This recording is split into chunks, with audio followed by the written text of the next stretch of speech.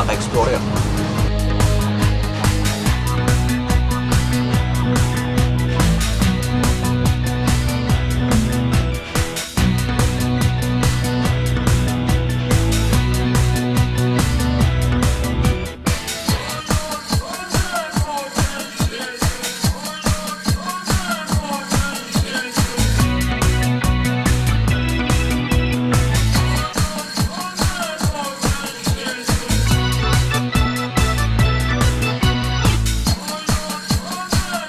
Mga ka-explorer, nandito tayo ngayon sa production compound ng Dating Bayan Agro-Industrial Corporation. Ayan kung saan ginagawa lahat ng mga produkto nila dito, nagawa rin sa seaweed.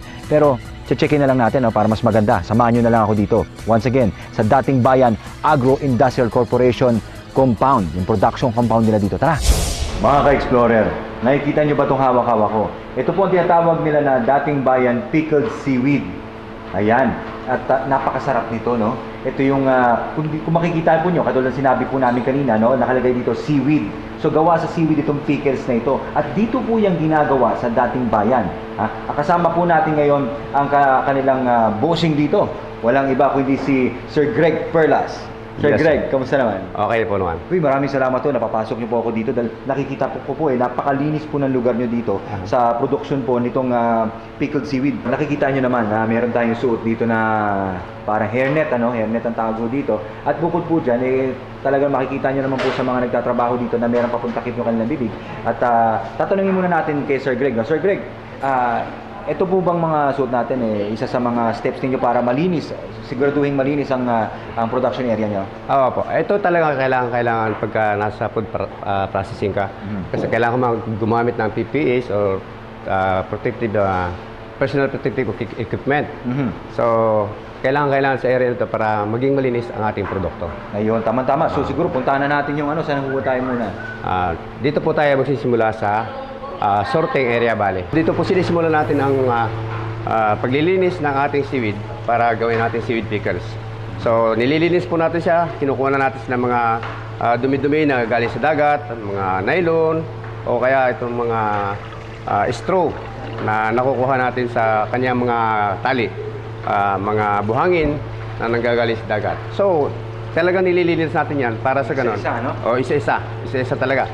Tapos, inihiwa natin ng tig 1.5 inches dito, inahiwa natin para yun ang desired length niya sa pagpasok natin sa botilya. Ang next step naman ito, iba-blanch naman natin dito. Dito po natin binablanch bale yung seaweeds natin para sa ganun ay magiging sakto-sakto lang yung crispy niya sa kanyang desired na talagang pagkaluto. Napapansin ko nga ako, meron kayong pinindot na, meron kayong pinindot na timer. Yes.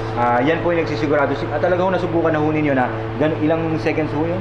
30 seconds, oh. Yun po yung eksakto na, yun na yung subok na parang yung tamang lutong. Oo, tamang lutong ng...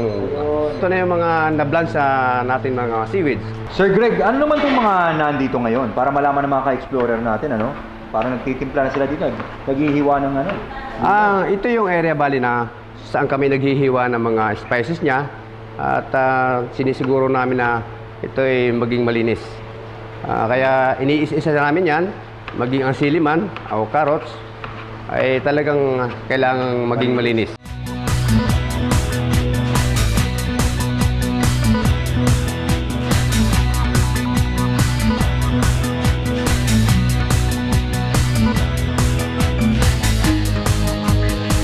Yun, ganun pala maghalo yun, Ganyan, kailangan Sir Greg, talaga. Kailangan naka-gloves tayo bago maghalo niyan. Kailangan naka-gloves siya para malinis. Tapos titimbangin natin siya. Ayan, so tinitimbang nyo pa po pala dito, Dito po mga ka-explorer ginagawa. Tinitimbang muna dito para panatilihin yung Timbang niya bali, weight niya at net gram, net. Yan, pagkatapos po nito, Ito pagkatapos, lalagyan natin ng silyo. Tapos lalagyan natin ng label. Tapos i-shrink wrap natin, lalagyan natin sa plastic to protect sa alikabok. Kaya po sa ating mga nanonood, iniimbitahan ko po kayo na bumili ng ating produktong pickled seaweed. At makikita po ninyo na maganda po itong produkto nito at masasarap po kayo pag natikman nyo ito. Ayan po mga ka-explorer, nakita nyo na po kung paano ito gawin ang Dating Bayan Pickled Seaweed. Ayan, dito lang po, straight yan. Galing kay Sir Greg Perlas ng Dating Bayan. Thank you so much, sir. Sir, Maraming salamat. Thank you very much, sir. Mga ka-explorer, nandito tayo ngayon sa opisina ng Vice President ng MCPI para bigyan kayo ng konting excitement, lalong-lalo na po pagdating sa mga produktong talaga namang magpapasaya sa inyo. Pag sinasabi po natin na fun food, ito po yung pag pinag-usapan natin dessert o kung ano man pwede nyo gawin na pwedeng ikasaya ng inyong mga tiyan, katulad ko. Ngayon, ito pong mga produkto na to, papakwento muna tayo sa ating Vice President dito sa MCPI na si Vice President Enrique Enchong. Sir, tanong ko lang po, no? We have two products here na galing po sa MCPI. Ito pong gawa rin po to sa seaweed lahat. Galing sa seaweed. Apo, unahin po muna natin tong jelly na to. Ito is yung ginagawa nating gulaman. Ito yung Ito, sample, ano? sample Naku. na pwede nating Tikman ngayon, ano? tikman. At madali lang paggawa nito. All you have to do is pour it sa boiling water and then put it in a container para palamigin mo. At gel na yon. Yun. Ito na nga, Vice, susubukan natin ngayon kung ito maganda sa trabaho ko na ito, mga ka-explorer. Sarap. Pwede nyo gawin ito. Napakadali lang naman gamitin, ano? So, produkto po ito MCPI. And ang isa naman po, Vice, itong, ano po ba to? Ito is made of seaweeds also na all you have to do is blanch it with hot water for 30 seconds or 30 seconds. And babalik na sa dati yung sa ayos ang sa dating seaweed ulit. And then pag nagbalik na yan, pwede mo nang haluan ng mga sibuyas, kamatis, and available instant, salad ano? na agad. Instant salad. Lahat ng klase Side dish, pwede. ano? Side dish. Yan. So, dito rin po gawa to, no? Sa Dito rin MCPI. gawa yan. So, yan. Nakita nyo naman po. May dessert na ho tayo at saka meron pa po tayong pang side dish. Ito also is very good for those who are yung mga health conscious, Yan, diabetic. Kasi ayaw mong tumaba, ito ang kainin mo. Yan. Organic pa. Organic pa. ha? Paano nyo po ba nasimulan na gumawa po ng ganitong produkto? Yung ating seaweeds is napakaraming gamit at ginagamit sa lahat ng pagkain yan. So, we decided na gumawa ng yung instant pagkain. Yan. And ito yung na natin. All you have to do is Pour in na sa pour in warm boiling water Yes. and then yan, pag lumamig na, kain, sabayan mo. Tsaka talaga naman isa to sa mga produkto talaga ng mga seaweeds, ano? Yung, yung ginagawang ganito yung seaweeds, yung gulaman talaga. Oo. So, yan. At by eating this product out of seaweeds, you are helping 50,000 families Yun. who are farming seaweeds all over the Philippines. Ha? So, kumakain ka na ng healthy food, Healthy food, yan. nakakatulong ka pa sa Yun. 50,000 families. Yun ang maganda sa lahat ng yan. Okay. Pero dagdagan pa po natin ito dahil ito natutuwa talaga ako. Bihira ako makita ng parang kasi mahirap bumili ng mga side dish na ganito. Katulad niya, gagamitin mo parang atsara, ano ho?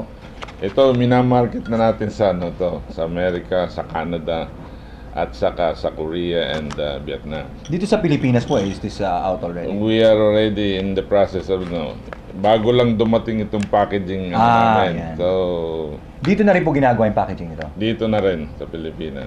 Yan. So, export pa pala po ito. Bukod po For sa export. export, pinag-aaralan nyo na po ang maglabas din dito sa Pilipinas. Yes, this will be additional dollar earner for the Philippines. Ano to, pareho? Pareho. Parehong Ganun. export to? Oh, for export. Ito na ngayon mga ka-explorer. Kung pinag-uusapan natin, Vice, na ito pong lahat ng mga produkto nyo, kasama na po itong mga produktong napapag-usapan natin, tatanungin ko lang po, saan po ba natatagpuan ang mga seaweeds na hawak po ng MCPI? Meron kaming sariling farm na talagang kami ang nagtatanim para dito sa material nito.